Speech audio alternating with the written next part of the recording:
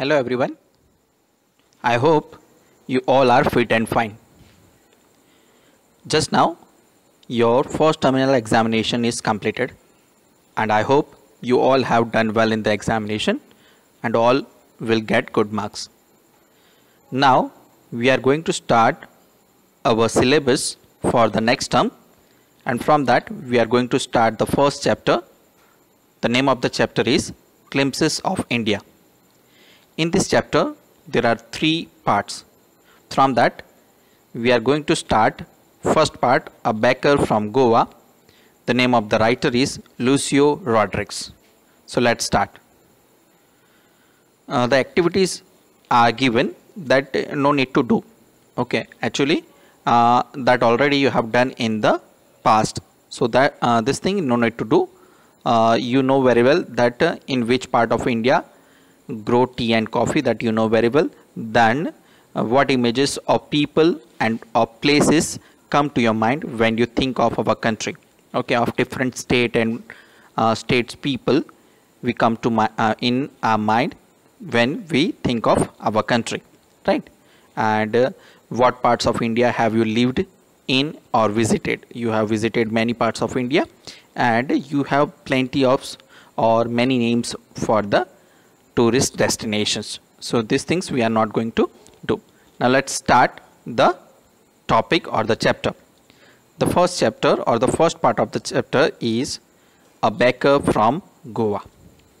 This is a pen portrait of a traditional Goan village baker who still has an important place in his society. Pen portrait means a kind of a character sketch. Okay, so in this we are going to see one character sketch of a traditional Goan village baker. Bakery के जो owner होते हैं, ठीक है, bakery में जो काम करता है उसे बैकर बोलते हैं. So about him we are going to see in this lesson. Let's start. Our elders are often heard reminiscing nostalgically about those good old Portuguese days, the Portuguese and their famous loaves of bread.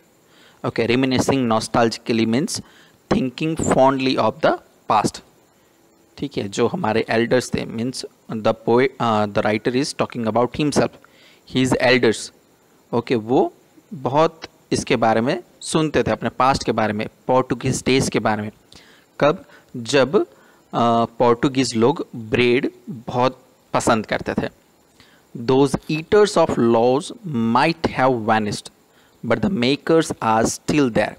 Okay, now Portuguese or the people who were the eaters of the bread were not there.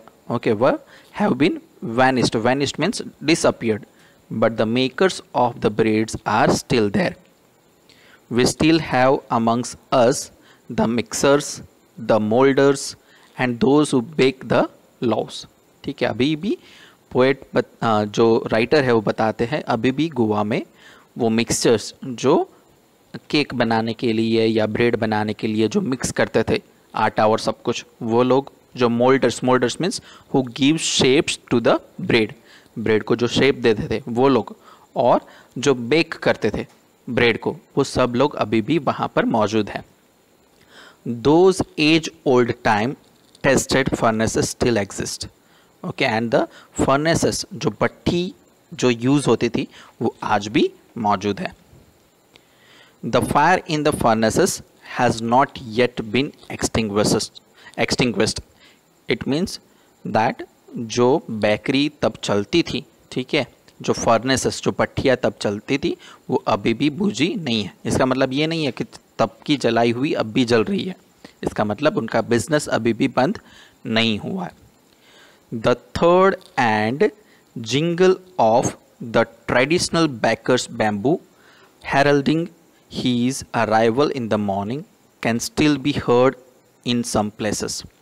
ठीक है, past में जो bakers अपना bamboo लेकर आते थे और वो ज़मीन पर आवाज़ करते हुए आते थे, वो आज भी कुछ कुछ जगह पे, हेराल्डिंग मीन्स अनाउंसिंग, आज भी कुछ कुछ जगह पे सुबह के टाइम पे सुनाई देता है. May be the father is not alive but the son still carries on the family profession.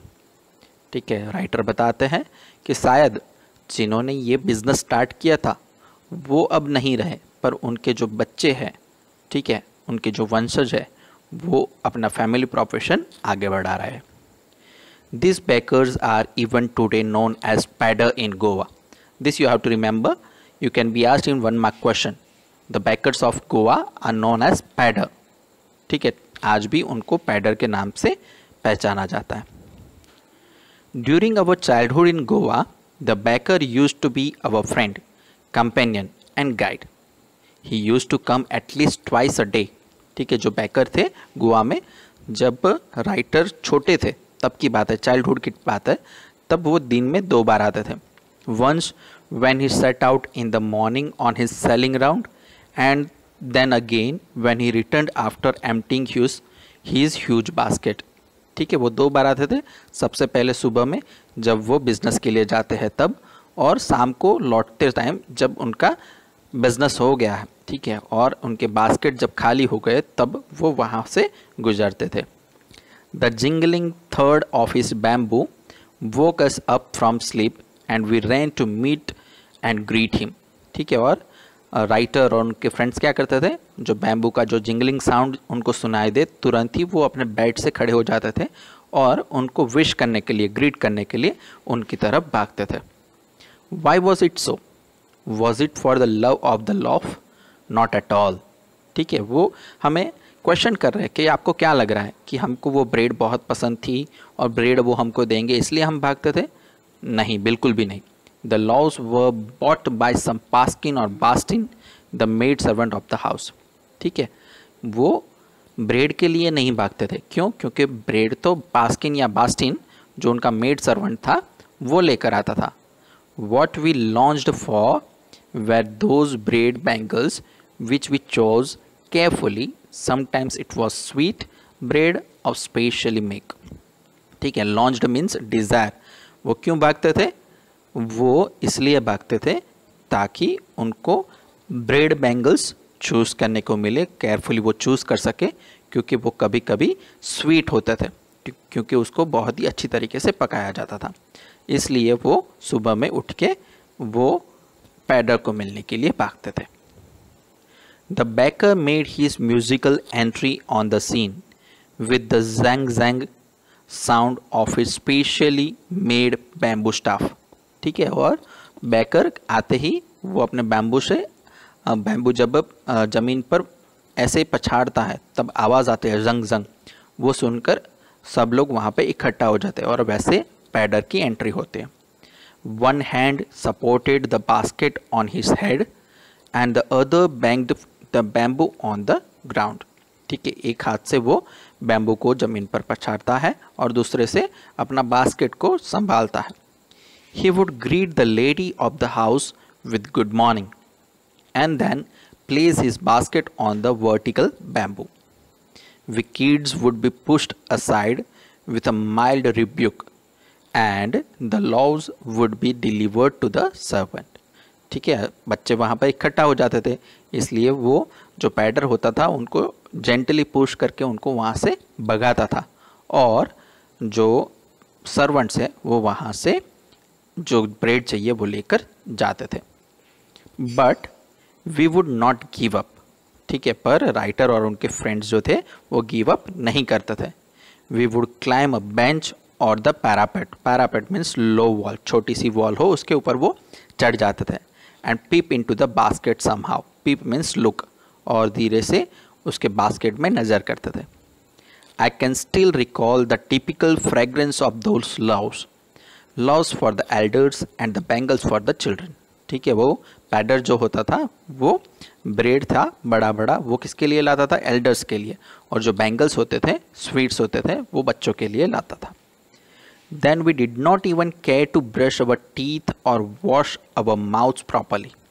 ठीक है, और फिर वो खाने के बाद जो राइटर और उनके फ्रेंड्स थे कभी भी ब्रश नहीं करते थे। एंड वाई शुड वी, और वो पूछते हैं कि क्यों करें। Who would take the trouble of plucking the mango leaf for the toothbrush and why was it necessary at all. ठीक है, वो पूछते हैं कि कौन वो जहमत उठाए मैंगो लीफ तोड़े और टूथब्रश की तरह उसका यूज़ करे, वो क्यों ज़रूरी था? The tiger never brushed his teeth, ठीक है, वो बोलते हैं टाइगर कभी भी अपने टीथ को ब्रश नहीं करता। Hot T could wash and clean up everything so nicely after all, ठीक है, वो बोलते हैं कि जैसे ही वो चाय पियेंगे सब कुछ अपने आप ठीक हो जाएगा, सही हो जाएगा, क्लीन हो जाएगा, इसलिए ब्रश करने की ज़रूरत नहीं है। See the oral comprehension check questions. The first is what are the elders in Goa nostalgic about, ठीक है, जो एल्डर्स थे वो किसके बारे में सोचते हैं, that you have to answer from the passage. Second, is bread making still popular in Goa, how do you know, ठीक है, अभी भी क्या फेमस है कि नहीं, आपको कैसे पता चलता है। Third, what is the baker called, baker को क्या कहा जाता है, I have use this word many times. Fourth, when would the baker come every day, why did the children run to meet him, ठीक है, क्यों उनको मिलने के लिए बच्चे भागते थे और कब वो आते थे। 2 times and why the children run to meet him, क्यों उनको मिलने के लिए भागते थे, so that you have to write. Okay, now let's go ahead. Marriage gifts are meaningless without the sweet bread known as the ball, just as a party or a feast loses its charm without bread, ठीक है। अब writer और आगे बताते हैं कि marriage जो होता था उसकी गिफ्ट्स होती थी वो मीनिंगलेस रह जाती थी अगर उसमें ब्रेड ना दिया गया हो, स्वीट ब्रेड जिसे बॉल कहा जाता था। Not enough can be said to show how important a baker can be for a village, ठीक है, वो कहा नहीं जा सकता कि विलेज के लिए बैकर कितना इम्पोर्टेंट था। The lady of the house must prepare sandwiches on the occasion of her daughter's engagement, ठीक है, जो लेडी होती थी, ठीक है, मदर, ठीक है, वो अगर उसकी डॉटर का एंगेजमेंट है तो सैंडविचेस उस ब्रेड से बनाती थी। केक्स एंड बॉलिनहास are a must for Christmas as well as other festivals. Bolinas means a kind of cookies, ठीक है, और क्रिसमस या अदर फेस्टिवल्स पे केक बनाए जाते, बॉलिनास बनाए जाते, वो सब किससे बना जाता, ब्रेड से। Thus the presence of the bakers furnished in the village is absolutely essential, और इसलिए ये सब रीज़न में बेकर की बहुत ही ज़रूरत पड़ती थी। The baker or bread seller of those days had a peculiar dress known as the kabai. Peculiar means strange, वो जो कपड़ा पहनते थे वो बहुत ही strange होता था और उसे कबाई कहते थे। It was a single piece long frock reaching down to the knees, ठीक है, एक सिंगल फ्रॉक होता था जो नीज के थोड़े नीचे तक पहुंचता था। In our childhood we saw bakers wearing a shirt and trousers which were shorter than full length ones and longer than half pants, ठीक है, हाफ पैंट से थोड़े लंबे और फुल लेंथ से थोड़े छोटे होते थे। Even today anyone who wears a half pant which reaches just below the knees invites the comment that he is dressed like a padder, और अगर अभी भी कोई ऐसे कपड़े पहनता है तो उसको कहा जाता है कि वो उसने पैडर की तरह कपड़े पहने हैं। The baker usually collected his bill at the end of the month. Monthly accounts used to be recorded on small wall, some wall in pencil, ठीक है, पेंसिल से वॉल के ऊपर हिसाब लिखा हुआ रहता था और वो महीने में एक बार उसे कलेक्ट किया जाता था। Baking was indeed a profitable profession in the old days. The baker and his family never starved, ठीक है, और बेकिंग की जो प्रोफेशन था वो बहुत ही प्रॉफिटेबल था पुराने दिनों में, और बेकरी के काम में जितने भी लोग शामिल होते थे वो कभी भी भूखे नहीं मरते थे, उनको अच्छी सारी कमाई मिलती थी। He, his family and his servants always looked happy and prosperous, ठीक है, और जो बिजनेस में शामिल होता है वो उसकी फैमिली और उसके सर्वेंट्स सब लोग हैप्पी और प्रॉस्परस दिखते थे।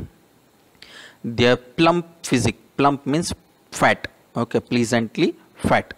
Plump physique was an open testimony to this. Open testimony means public statement.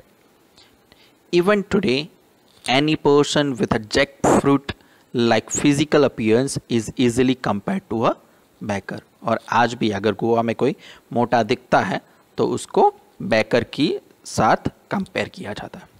So here we end this lesson. Now let's see the questions. The first oral comprehension check questions. Match the following. What is a must? This no need to do. From the second, let's see. What did the bakers wear? Bakers क्या पहनते थे in the Portuguese days and when the author was young? So these are the two different questions and two different answers that you have to write. Third, who invites the comment he is dressed like a peddler and why? ठीक है, और कौन ऐसे comment को invite करता था और क्यों? In the last paragraph only we discussed about this. Fourth question, where were the monthly accounts of the baker recorded? वो कहाँ पे रिकॉर्ड करता था पेंसिल से वॉल पर? That you have to write. Fifth, what does a jackfruit like appearance mean? Means he is a prosperous, okay, and he is from a good family who is rich and wealthy, or he was from the baker family. So this you can write.